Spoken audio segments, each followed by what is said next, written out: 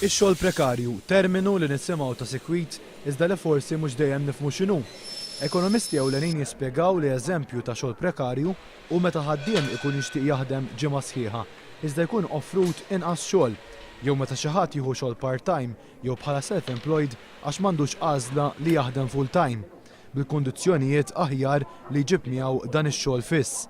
Il-Prim Ministru Lorenz Gonzi qabel l-elezzjoni li għaddiet kien wiegħed li l-gvern tiegħu ma kienx ser jimpjega ħaddiema b'kundizzjonijiet prekarji. Biex nagħmluha ċara, fil-programm elettorali għandna t-tieni miżura speċifika ħafna aħna qegħdin ngħidu illi fix-xiri tal-gvern, fix-xiri pubbliku tal-gvern, servizzi jew prodotti dak li ngħidu public procurement, il-gvern ser jibda jimponi kundizzjonijiet fuq il-kuntratturi sabiex dawn jirrispettaw bisħieħ id-drittijiet tal-ħaddiema u l-kundizzjonijiet tax-xogħol tagħhom. Iżda l-fatti juru li l-Prim Ministru kisser dak li qalu stess.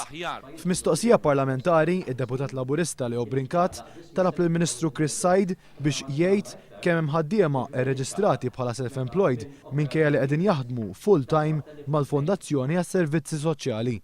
Il-Ministru Said wieġeb li hemm 15-il ħaddiem li qegħdin jaħdmu b'dan l-arranġament f'dan id-dipartiment wieħed tal-Gvern. Dawn huma kollha social workers.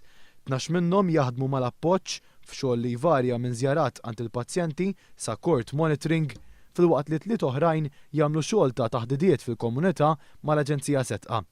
Iżda l-kemm dawn is-social workers jagħmlu xogħol full-time, il-Gvern qiegħed jimpjegahom bħala self-employed.